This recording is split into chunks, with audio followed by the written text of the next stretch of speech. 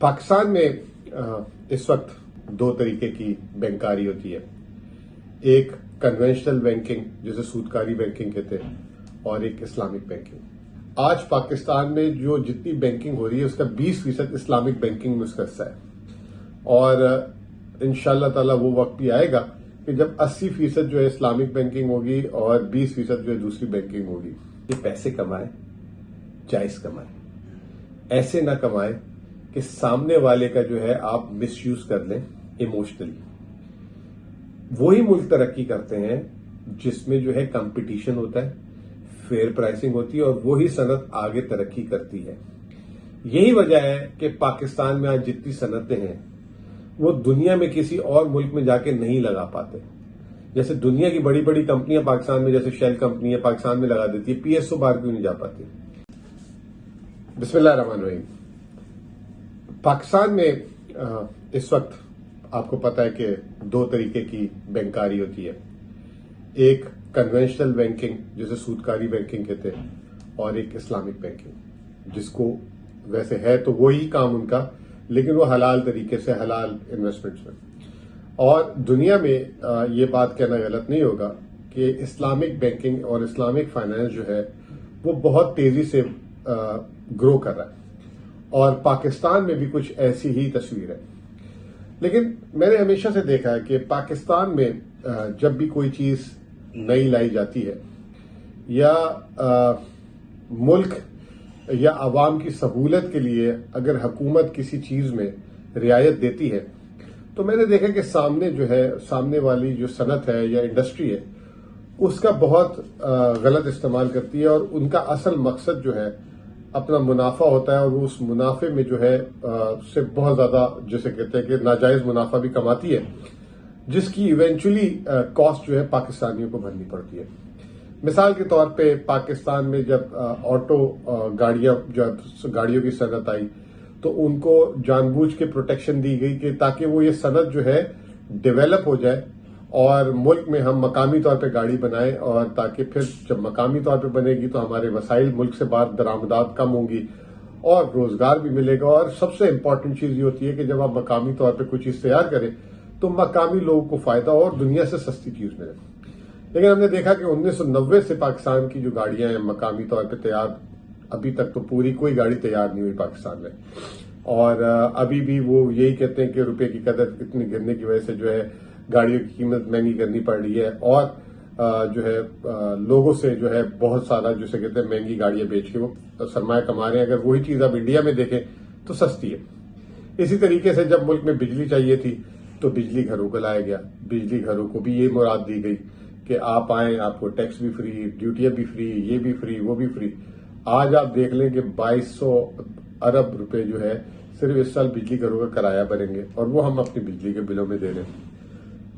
इसी तरीके से एक और चीज थी इस्लामिक फाइनेंस, जिसका मैंने पहले जिक्र किया। अब इस्लामिक फाइनेंस तो हमारी जिसे कहते हैं कि बहुत ही अहम, जिसे कहते हैं जरूरत है दीनी तौर पे। इस्लामिक रिपब्लिक ऑफ पाकिस्तान में जो है अगर इस्लामिक बैंकिंग का डंका बोल रहा हो तो उससे अच्छी चीज ही कोई नहीं है। और इसमें देर आए दुरुस्त आए काफी प्रोग्रेस भी हुई है। आज पाकिस्तान में जो जितनी बैंकिंग हो रही है उसका 20% इस्लामिक बैंकिंग में उसका हिस्सा है और इंशाअल्लाह ताला वो वक्त भी आएगा कि जब 80% जो है इस्लामिक बैंकिंग होगी और 20% जो है दूसरी बैंकिंग होगी। उसकी सबसे बड़ी वजह मैं आपको बता देता हूं कि इस वक्त पाकिस्तान में 5 इस्लामिक बैंक जो फुल फ्लेज है, यानी कि पूरे इस्लामिक बैंक है। इसके अलावा जो दूसरे बैंक हैं उनके भी 16, उनमें से 16 बैंक ऐसे हैं जिन्होंने अपनी इस्लामिक बैंकिंग ऑपरेशंस रखे हुए, इस्लामिक बैंकिंग काम रखे। तो 21 बैंक पाकिस्तान में हो चुके हैं। अब ये कन्वेंशनल बैंक भी इस्लामिक बैंक की तरफ आने का मतलब ये है कि एक तो ये कि पाकिस्तान की जो पॉलिसी डायरेक्शन है वो भी उसी तरफ है कि हम चाहते हैं कि हमारे मुल्क में इस्लामिक निजाम हो। दूसरा ये कि जो सच्ची बात है इसमें उनको प्रॉफिट भी बहुत ज्यादा है, क्योंकि हम भी जब बात कर रहे होते हैं तो हमें भी एक खुदा खौफी है कि हमारे पैसों पे हम सूद ना अदा करें ना सूद खाएं, क्योंकि सूद हराम है और इसके बारे में तो आपको पता है कि कितनी जो है बात भी हुई है। तो तमाम लोगों की कोशिश होती है कि इससे बचा जाए। अब इस्लामिक बैंकिंग निजाम जो पाकिस्तान में आया, उसमें आपको पता है कि एक इस्लामिक बैंक जो है वो बहुत ऊपर है, बाकी तमाम इस्लामिक बैंक नीचे, यानी कि एक के बाद आप यूं कह लें कि 10वें नंबर से इस्लामिक बैंकिंग शुरू होती है। अब शमशाद अख्तर साहिबा ने जो है एक कामरान खान साहब के प्रोग्राम में इंटरव्यू दिया और उन्होंने एक बात की कि उन्होंने ही जब वो गवर्नर थी 2008 में, क्योंकि जब हम बैंकों में पैसे जमा कराते थे, डिपॉजिट रखते हैं, तो बैंक आगे हमें या हुकूमत पाकिस्तान को तो पूरा सूद लगाते थे, लेकिन डिपॉजिटर को पैसे नहीं देते थे। जिसके डिपॉजिट में पैसे होते थे बहुत कम मुनाफा देते थे उसको, ये इंटरेस्ट देते थे। तो उन्होंने एक पाबंदी लगा दी थी जो कन्वेंशनल बैंकिंग, सूदी बैंकिंग निजाम है, उस पे कि जो हुकूमत वक्त का पॉलिसी रेट यानी डिस्काउंट रेट शरह सूद होगा, उससे जो है थोड़ा सा कम जो है वो तमाम खातेदारों को बैंक में उसका प्रॉफिट मिलेगा। एक अच्छा इकदाम है।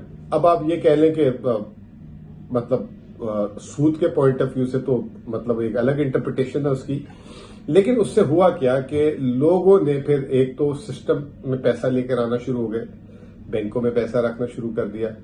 फिर जो है क्योंकि महंगाई होती है, अगर उसके एवज आपको कुछ अगर डिपॉजिट रेट मिले तो आपके पैसे की परचेजिंग पावर उस तरह कम नहीं होती। तो हमने देखा कि ये जो है काफी अच्छे तरीके से चलता रहा, लेकिन इस्लामिक बैंकों के ऊपर ये शर्त आज तक लागू नहीं हुई।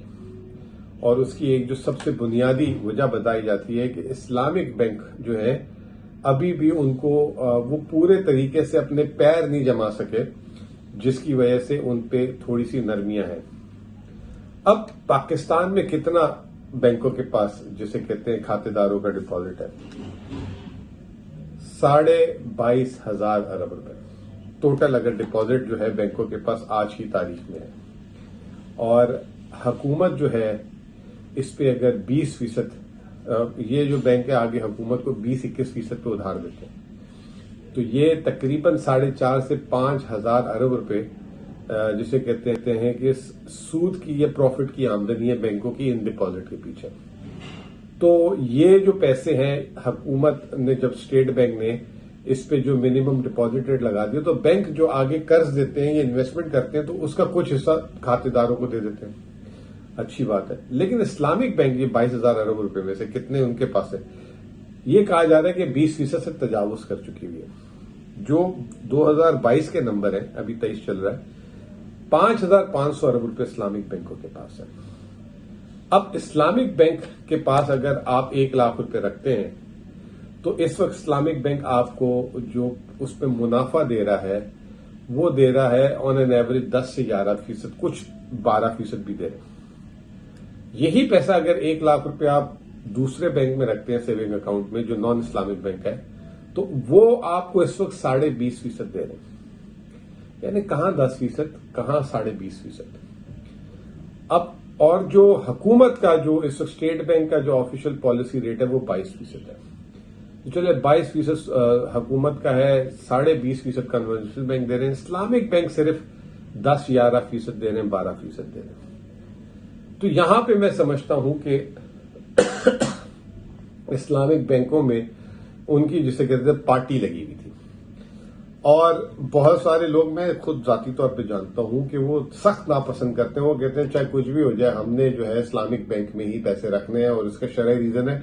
और मैं उनको सलाम भी करता हूं कि उनके आगे कोई लालच और कोई ऐसी चीज नहीं कि इतनी उनकी आमदनी जो है इजाफी हो सकती है अगर वो दूसरी तरफ लेके जाए, खुदा खौफी कह लें, उनका ईमान कह लें, वो कह लें, उसकी बेसिस पे वो वहां रख रहे हैं।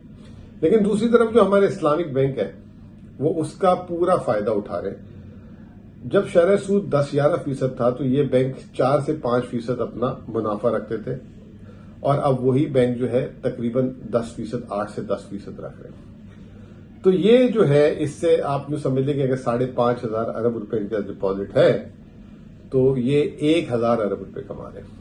1,000 अरब रुपए के इनके अखराजात भी होते हैं। अब मैं ये कहता हूं कि सवाल ये है कि अभी जो गवर्नर साहिबा ने कहा है कि इस्लामिक बैंकों पे भी ये आना चाहिए। लेकिन जो एक ऑल्टरनेट पॉइंट ऑफ व्यू ये है कि जी ये नहीं आना चाहिए क्योंकि मुल्क में इस्लामिक बैंकिंग का परवान चढ़ना चाहिए। हमारे मुल्क में जो सबसे बड़ा मसला है ना, वो मजलूमियत की तरफ, रिलीजन की तरफ छुप के जो है ना फायदा दिया जाता है। क्यों ना इस पॉलिसी को इस तरह देखा जाए कि हुकूमत बोले या स्टेट बैंक बोले कि जब ये पॉलिसी जो है इस तरीके से होगी कि अगर कोई बैंक ग्रेजुएट करके ऑलरेडी जो पाकिस्तान के दूसरे बैंकों से बड़ा हो गया है तो उस पे या तो टैक्स की शरह को चेंज कर दिया जाए या उसके लिए सिस्टम अलग कर दिया जाए। तो हम क्यों नहीं करते? हम मतलब बाकी छोटों को बचाने के लिए बड़ों को मजीद बड़ा कर देते और मगरमच्छ बना देते। तो ये एक पाकिस्तान में बहुत जरूरी चीज है और ये शमशाद अख्तर साहिबा ने आवाज इस पे उठाई है और होपफुली वो इस पे जो है आगे जाके जो है शायद कोई इकदाम भी करेंगी। इससे फायदा क्या होगा?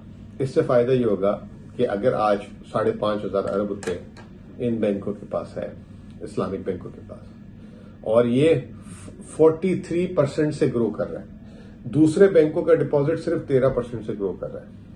जैसे मैंने इब्तिदाइया में भी कहा कि इंशाअल्लाह ताला वो वक्त करीब होगा कि पाकिस्तान में 80% इस्लामिक बैंकिंग हो जाएगी, 20% कन्वेंशनल, और एक वक्त आएगा कि 100% वहां चली जाएगी। अभी 5,500 अरब रुपए में से 1,1200 अरब रुपए कमा रहे हैं और जो अपने खातेदारों को ये दे रहे हैं बमुश्किल ये 500 अरब रुपए दे रहे हैं। अगर ये 250 अरब रुपए और देंगे और अपना ये मुनाफा दूसरे बैंकों की तरह कर लेंगे तो इससे अवाम का भी फायदा होगा। इससे अगर ये अच्छा डिपॉजिट रेट करेंगे तो बहुत सारे लोग उन बैंकों से जो है इस तरफ डाइवर्ट कर देंगे। ये कमर्शियल बैंक जो है हमारे, जो वो पागल तो नहीं है ना, मतलब 21 टोटल पाकिस्तान में इस्लामिक बैंक में 16 कमर्शियल बैंक हैं जिनकी इस्लामिक ऑपरेशन है। तो वो भी उन्होंने इसलिए खोला हुआ है कि एक तो वो अपनी ट्रांजिशन करना चाह रहे हैं कमर्शियल बैंक से इस्लामिक बैंक की तरफ आहिस्ता आहिस्ता, क्योंकि ओवरनाइट तो हो नहीं सकता। दूसरा ऑब्वियसली लेस, मतलब वहां पे कम पाबंदियां हैं और पैसे कमाने की बहुत बड़ी विंडो है। तो मैं यही बस आखिर में इस बात को इसी तरह क्लोज करूंगा कि पैसे कमाए, जायज कमाए, ऐसे ना कमाए कि सामने वाले का जो है आप मिसयूज कर लें इमोशनली। वही मुल्क तरक्की करते हैं जिसमें जो है कंपटीशन होता है, फेयर प्राइसिंग होती है, और वही सनत आगे तरक्की करती है।